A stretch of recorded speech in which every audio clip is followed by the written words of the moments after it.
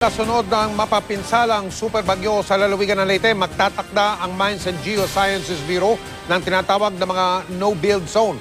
Mga lugar yun na hindi na pwedeng tayuan pa ng mga bagong bahay at iba pang struktura at yan ay para iwas sa kunana.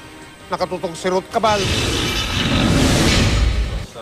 Sa flood susceptibility map na ito ng Leyte, makikitang likas ng bahain ng malaking bahagi ng probinsya, yung kulay brown sa mapa, kasama ang Tacloban City. Flat o patag kasi ang bahaging ito na nakaharap sa dagat kaya bahain. Sa kabila naman sa kanlurang bahagi ay bahain din dahil naman sa tubig galing sa bundok. Kung alin yung flood-prone area, yun din ang siyempre ang tatamaan ng storm surge. Ng storm surge, oo. Kasi nga to begin with, flat na rin naman talaga. Flat siya and walang barrier siya eh. Oo. Tinan mo ito, wala siyang haharang. Kaya nga ang proposal ng DENR, lahat yan ilalayin ng, kung papayag yung stakeholders, lahat yan tataniman ng mangrove. Nakumpleto ang mapang ito noong 2010 at ang landslide susceptibility map naman noong 2006. Base sa mga mapang ito at sa naging epekto ngayon ng Super Typhoon Yolanda sa Leyte, magtatakda ang MGB ng no-build zones, mga lugar kung saan di pwedeng magtayo ng mga bagong bahay at iba pang struktura. Bukas magpapadala na ng geologists ang MGB para matapos ang no-build zone mapping sa loob ng 1 linggo.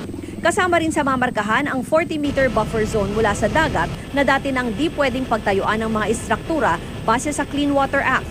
Sa paunang aerial inspection ng MGB, may natukoy na silang 400 hektarya sa may bahagi ng Barangay Utap at Apitok, palapit sa Kapitolyo, na pwedeng pagtayuan ng mga bagong relocation sites.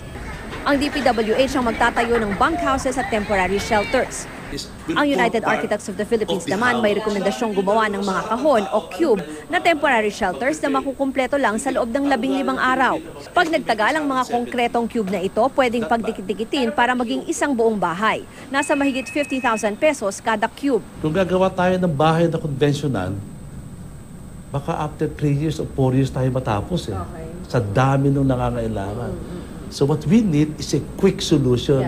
Dati nang sinabi ni Pangulong Aquino na aabot ng 318,000 pesos ang gagastusin para makapagpatayo ng isang bahay na may tuturing na weather resistant. Pero di raw ito kaya ng gobyerno dahil sa Leyte pa lang 35,000 na ang mga bahay na nasira ni Bagyong Yolanda.